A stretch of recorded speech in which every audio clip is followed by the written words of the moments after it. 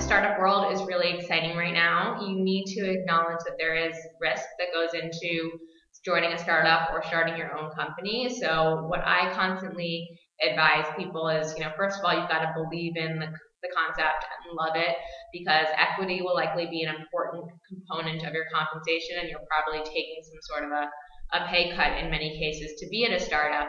So it's got to be something that you enjoy, you're passionate about, and a company that you really believe in the growth prospects of.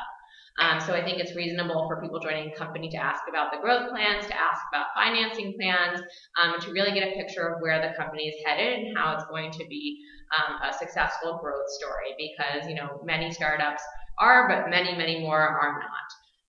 I think the other key thing is to think through realistic timelines. So maybe starting off with a startup, you could say, if the company has reached XYZ goals by these points, or if I in my career have kind of gotten to these points that are useful for me, then it's successful in my mind, it's worthwhile. And if not, then you kind of really need to take a step back and scrutinizing the idea. So kind of holding yourself to some sort of a timeline in a world that is otherwise somewhat chaotic and unpredictable, I think is a good call. And in general, though, I would say I think working at an early stage company is a fantastic experience, especially for someone at an early stage in their career, because it's really difficult, at least it was for me, to know exactly what you want to do coming out of college. And at a startup, you implicitly have the ability, and kind of they need you to be wearing many hats and doing lots of different things.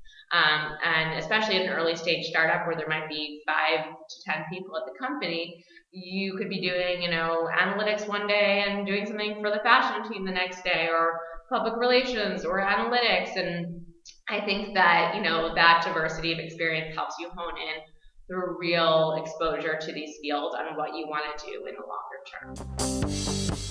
term.